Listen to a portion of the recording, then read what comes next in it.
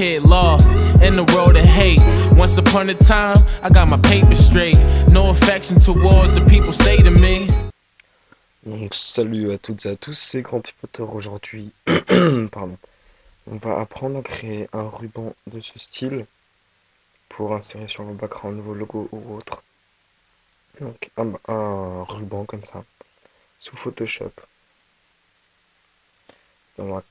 Pardon, on va commencer tout de suite.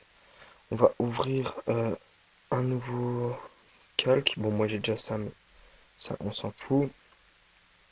Donc ce qu'on va faire, c'est qu'on va créer un nouveau calque ici. Sur créer un calque, voilà. Et on va choisir l'outil rectangle. Voilà, avec la couleur qu'on souhaite. Donc moi je vais mettre un bleu assez... Voilà, celui-là. Et on va créer un ruban comme ça. Voilà. Je vais le déplacer un petit peu. Je vais le recentrer. Voilà. Donc là, on a notre première partie de fini. On va pouvoir faire les coins maintenant. Donc tout d'abord, on va aller dans les styles de calque. On reporter. Et on va augmenter un peu la taille. On va la mettre à 20. Voilà. Maintenant, on va créer un deuxième rectangle. Donc, on va se placer exactement ce qu'on va faire. Regarder. On va dupliquer ce calque pour avoir exactement les mêmes contours. On va sélectionner l'outil rectangle et on va sélectionner toute la partie qu'on voudra supprimer. Donc, moi, je voudrais garder que ça. Donc, je vais sélectionner tout ça et je vais l'effacer. Voilà, c'est effacé. Maintenant, on a notre petit coin. Donc, on va le passer juste en dessous de la première forme. CTRL T et on le descend un petit peu. Voilà. Donc pour lui donner l'effet d'espèce de triangle au bout, on va prendre notre outil plume et on va essayer de se placer au milieu. Voilà. On fait définir une sélection. La gomme, on gomme. Voilà. Maintenant, pour avoir le même de l'autre côté, ce qu'on va faire, c'est qu'on va le dupliquer, CTRL J, CTRL T, rotation 180 degrés. Et on va le positionner de l'autre côté. Voilà. Donc, je vais essayer de voir si c'est à peu près la même chose. Voilà. Là, on a nos petits coins, on peut voir déjà. Mais ça fait encore un petit peu bizarre. Il manque en fait l'effet de pli ici qu'il y a ici dans le bas. Donc ce qu'on va faire, c'est qu'on va créer un nouveau calque. Et avec notre outil plume, on va cliquer pile dans les coins. Ici, tac, ici, tac, et ici, tac. Voilà, on fait définir une sélection. On prend notre pinceau. Je vais agrandir un peu moi. Voilà. Et je vais mettre une couleur un tout petit peu plus foncée. Voilà. Donc vous voyez qu'on a une espèce de pli. Ça rend tout de suite plus agréable. Donc on va le dupliquer.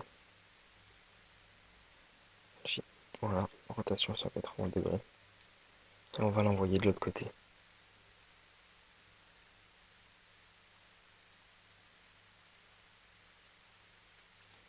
Pardon, axe horizontal, 180 degrés. Voilà. Et il n'est pas bien placé. Tac, tac, tac, voilà. Là, il est bien placé. Donc, on va aller sur ces deux styles de calque. Donc, on fait CTRL et on clique sur les deux et on va dans onde de portée. Pardon, c'est celui de côté. Et la taille, on va la distance, d'abord on la met à 0 et la taille on va la mettre à 3. C'est un peu trop, on va la mettre à 1. Voilà, on la met à 1 et on augmente la distance à 1. Voilà,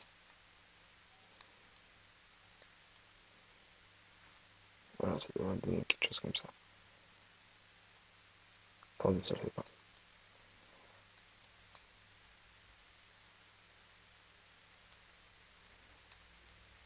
Voilà.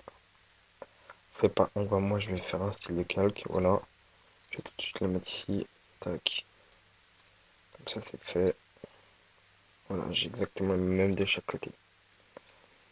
Donc pour donner l'effet de couture que moi j'ai donné à celui-là, l'effet en surbrillance qu'il y a, ce qu'on va faire c'est qu'on va prendre exactement le même calque que le premier. Donc on va dupliquer le premier calque et on va le placer à peu près au milieu.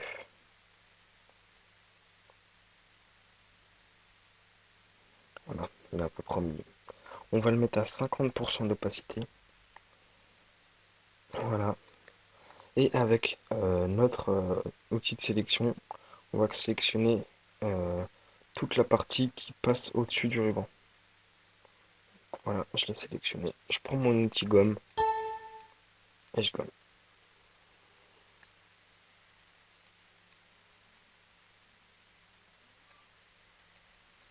Voilà. Donc là, on a l'effet de surbrillance. On a l'effet de surbrillance. Donc vous pouvez vous amuser à le faire pour ici aussi. Ça marche très bien. Et puis voilà. Donc là, on va faire l'effet de couture. Ces petits points blancs là que vous voyez. Ça, c'est vraiment la chose la plus longue et la plus chiante à faire. Faut que je vous l'avoue. Donc il faut prendre... soit il y a différentes techniques en fait. Il y a la technique avec l'outil plume. Donc il y a celle-là en fait. Moi, j'ai déjà créé un espèce de petit rectangle. Tac, tac. Je vous invite à aller voir des tutos pour comment faire euh, l'effet l'effet couture pour faire cette technique. Mais nous, on va faire la technique là en attendant. Donc on va prendre l'outil rectangle arrondi et on va le mettre en blanc. Voilà. On va se mettre maintenant sur notre machin, sur notre ruban, pardon. On va ouvrir un nouveau calque. Voilà. Et on va faire un truc très léger, du style comme ça. Voilà. Vous voyez, on a une première couture. C'est pas ce que je... Voilà.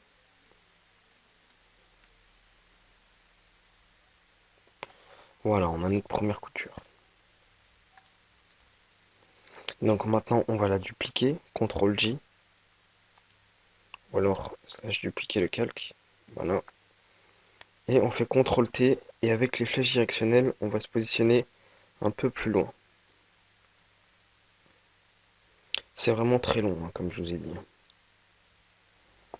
Voilà. Là, j'ai mon deuxième effet, vous voyez. Pardon. Là, je vais fusionner les deux calques. CTRL J. Ah, pardon. Dupliquer le calque. Dupliquer le calque. CTRL T. Qu'est-ce qui se passe? Voilà. Là, je remets encore un peu plus loin.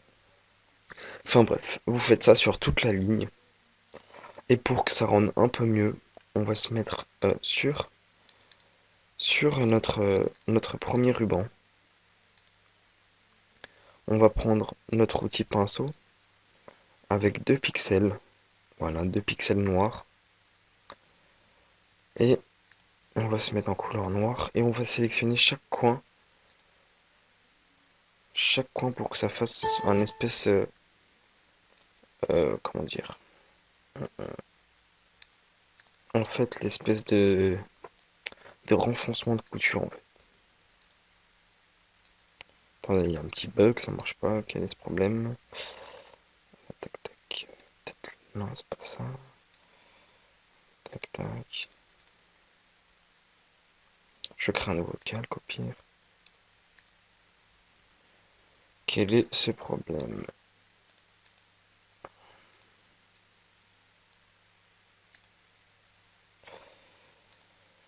Enfin, la technique étant de cliquer un clic noir en fait en dessous des petits traits blancs pour que ça fasse un espèce de renfoncement comme vous voyez ici.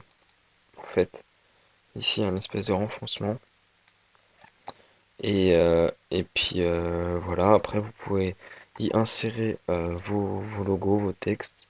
Moi j'ai mis des petits points, des petits trucs comme ça. Donc c'est très simple. Après il faut de l'imagination. Donc là vous voyez que ça fait déjà un assez beau ruban. Donc après ouais, il faut de l'imagination. Et puis de la patience surtout de la patience. Donc bah, je vous dis à demain pour le prochain tuto. Donc allez, à plus tout le monde.